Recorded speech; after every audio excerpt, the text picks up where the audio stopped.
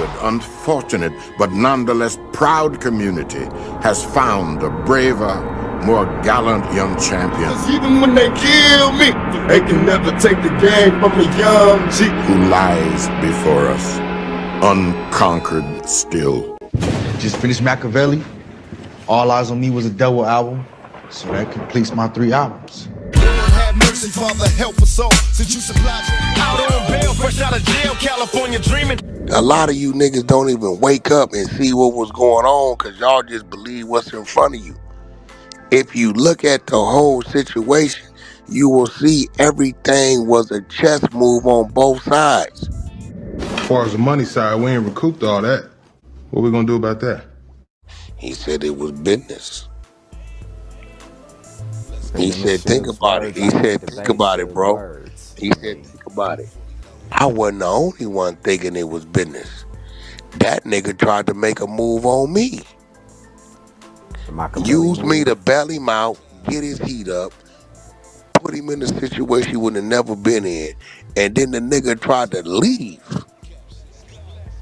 Get a MAKAVELI record stand. He tried to leave. If he said, if it wasn't for me, right, knowing that this nigga was gonna run the bag, he said he ran the bag up because I let him run the bag up. I could have stopped the nigga from running the bag up. I just say no. Hey, nigga, you out of money? No. But I wanted to see where the nigga was at with it. If I would have stopped the nigga, then it would have been like either you gonna re-up on the contract, we're gonna extend it, or then you gonna leave. At that point, I had no leverage. But I let him run the bag up so I could have the leverage. That sound like Suge for sure. Yo, man, what about turn my albums in? Or what you mean you turn your albums ready to go? Nigga, you 6 million in me. What? Yeah, nigga, I gave you this, gave you that, this, that. We made this, but nigga, you didn't want it this, that. That ain't been made back. So how you gonna give me my money right now? Either you gonna re-up with me, we gonna partner up, or shit, what you mean you leaving? I'ma levy your shit. And that's how that partnership This ain't no brotherhood shit going on, nigga. These niggas is both counter plotting against one another without the other one understanding what's going on.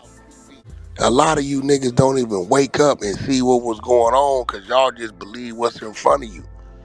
If you look at the whole situation, you will see everything was a chess move on both sides. Yo, YouTube, what up? It's your homie Gab. I'm in the building, and this is MAKAVELI Media. So this is part 2 to my Wack 100 Clubhouse TV interview review that I'm doing, where Wack 100 says some very shocking shit about Suge Knight and what he had to say about his former artist and homeboy Tupac Shakur. In this particular part of the interview right here, Wack 100 was saying that this was all a business arrangement between Tupac and Suge, and more importantly, Tupac and Suge was playing chess with each other. Now, he said that Suge Knight told him that Tupac tried to bring a move to him first. Now, basically he's saying that Suge knew that Tupac didn't want to be a part of Death Row at first, because initially he tried to sign Tupac several times earlier, should I say, and Tupac turned him down every single time. But this particular time, Tupac found himself, in a bad situation, behind bars, behind a fraudulent, grape charge, and he needed Suge's help. Suge offered him a lifeline, got him out of prison. You know the rest.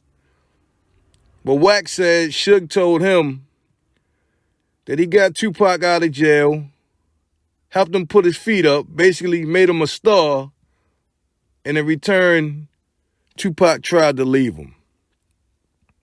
Now, I don't know if Suge said that, but that's fucked up if he said it, because that's not necessarily how things went. But the counter move, he said that Tupac basically and a lot of people would say this, was recording music at a record pace, song after song after song after song, just so he could fulfill his 3-album obligation to Death Row Records and he can get the fuck out of there. If Pac didn't want to be there, at least he fulfilled his contractual obligation by recording the music that he promised to give Suge Knight. So let's just say that was the case. Tupac didn't want to be there. Got in some trouble. His former record label, Interscope, turned their back on him. Didn't have the bread to bond himself out. And, Suge Knight came along and offered him his freedom in return for his services, and he went with it. Now, let's just say he didn't want to, right? So he knew he had to drop them 3 albums to get out of there. So he rushed and did the 3 albums, and they all were successful. The counter move, now this is the clever part, the counter move the Wack 100 said Suge did was, how do I keep Pac if he try to leave? Because in the back of his mind, was Suge thinking about the times he tried to sign Tupac and Tupac turned them down? So how can Suge keep him there, basically contractually? And Wack said Suge came up with letting them run up the bag. And I was like, whoa. Now think about this for a minute. He said he let Pac run up the bag. Now what was you hearing coming from Death Row all these years later? All these artists said Suge was doing what? Spoiling Tupac. Suge said, every time I get a Benz, he get a Benz. Every time I get a Rolls Royce, he get a Rolls Royce. Right? You had artists getting jealous, like Snoop Dogg, who built Death Row, and Suge wasn't giving him the luxuries that he was giving Tupac. It make you scratch your head, right?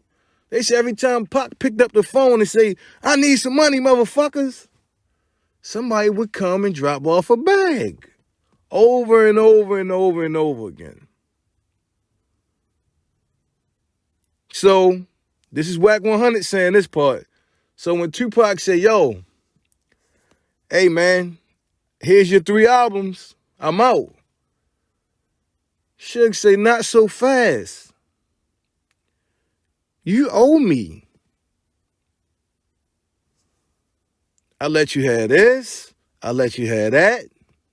I gave you money for this. I gave you money for your mama. We did this. We did that. He know he didn't have the money to pay him back at the time. So was that the glue to keep Tupac around? Now, friends is friends. But some people would tell you business is business. But if they were so close friends, then why was they scheming on each other like this? That's a hell of a question. Was Tupac really trying to leave? Did Suge figure out a way to spoil him with riches, to have him in debt, to keep him to stay? Did Suge truly trust Tupac? Did Tupac truly trust Suge? These are the things that Wack 100 are insinuating. And Suge gonna have to answer these questions because Wack is coming out saying that Suge told him this. Physically told him this. That signing Tupac was strictly a business move. And Tupac tried to bring him a move first.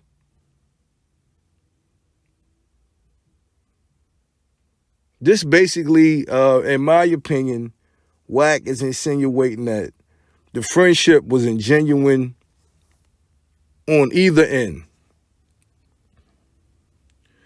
this was an opportunity for Tupac to get out of prison and to get back on his feet. And if that was the case, he should have been allowed to go about his business. On Suge's end, he basically was telling Wack 100, these are Wack's words, that Tupac tried to use him. He got him out of prison. He helped put him on a pedestal. He helped make him a star. And in return, Tupac tried to leave him. These are very serious, in my opinion, allegations made by Wack 100, who's said some unfavorable things about Tupac and some straight up sucker shit over the years.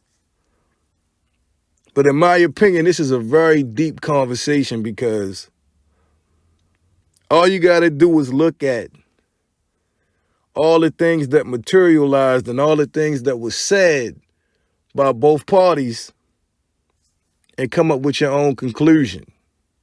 So if Pac was ready to bounce and he couldn't because he owed Suge money, is that why he started screaming Death Row East?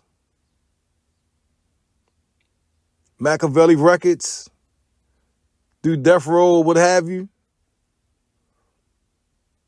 You know, it's strange because I would love to hear Suge Knight reply to what Wack 100 is saying, because what Wack 100 is alluding to is a whole hell of a lot deeper. Yeah, he trying to suggest something a lot deeper than what he's come out and said thus far.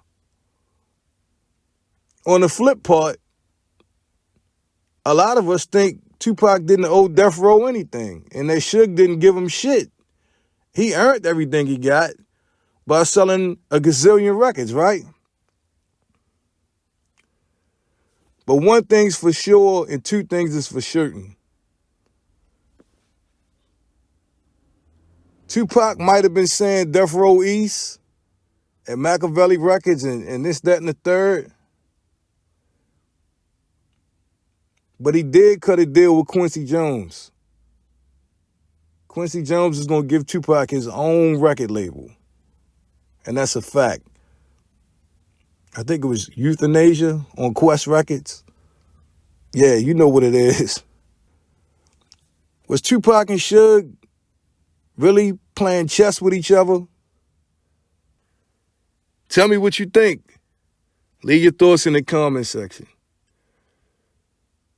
Don't forget to sub to the channel. This is MAKAVELI Media. Turn on the post notifications so you'll be the first ones to get it when I drop that shit. It's been a pleasure as always. I'm your homie Gab. I'm signing off. I'm about to hit y'all with the peace.